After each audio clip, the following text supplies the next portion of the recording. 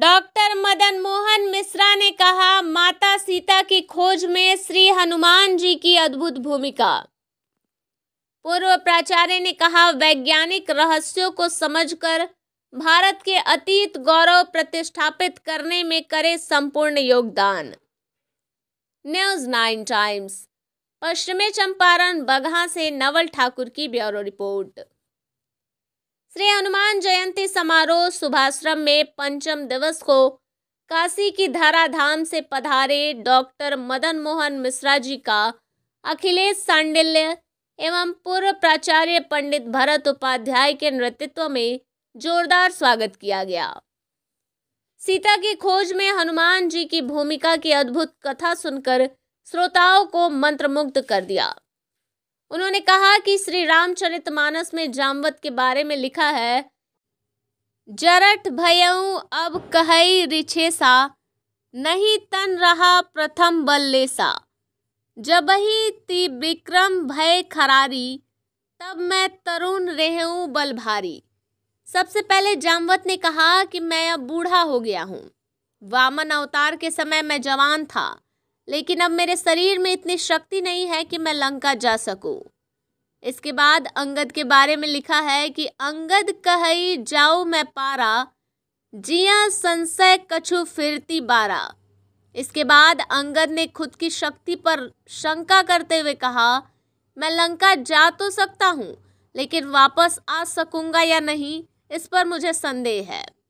अंगद के मना करने के बाद जामवंत ने हनुमान जी को इस काम के लिए प्रेरित किया। कहई ऋषपति सुनु हनुमाना, का चुप साधी रेहु बलवाना, पवन तनय बल पवन समाना, बुद्धि विवेक विज्ञान विधाना। जामवंत ने हनुमान जी से कहा, हे हनुमान, हे बलवान, सुनो, तुम चुप क्यों हो? तुम पवन पुत्र हो, बल में पवन के समान हो, तुम बुद्धि विवेक और विज्ञान की खान हो। कवन सो काज कठिन जग माही, जो नहीं होई तात तुम पाही। राम काज लगी तो अवतारा, सुनतहि भव पर्वतकारा। इस संसार में ऐसा कौन सा काम है जो हे तात तुम नहीं कर सकते? राम काज के लिए ही तुम्हारा अवतार हुआ है। ये बात सुनते ही हनुमान पर्वत के आकार के हो गए। जामवंत ने हनुमान जी को समझाया, सिर्फ सीता का पता लगाकर लौट आना।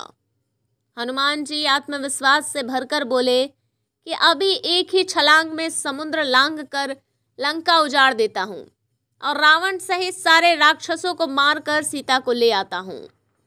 तब जामवंत ने कहा, नहीं, आप ऐसा कुछ ना करें, आप सिर्फ सीता माता का पता लगाकर लौट आइए, यही हमारा काम है। फिर प्रभु राम खुद रावण का संहार करेंगे। इसके बाद हनुमान जी समुद्र लांघने के लिए निकल गए। सुरसा और सिहिका नाम की राक्षसनियों ने रास्ता रोका भी, लेकिन उनका आत्मविश्वास कम नहीं हुआ। लंका पहुंचकर उन्होंने सीता का पता लगाया, लंका जलाई और लौट आए। ऐसे हैं हमारे श्री हनुमान जी।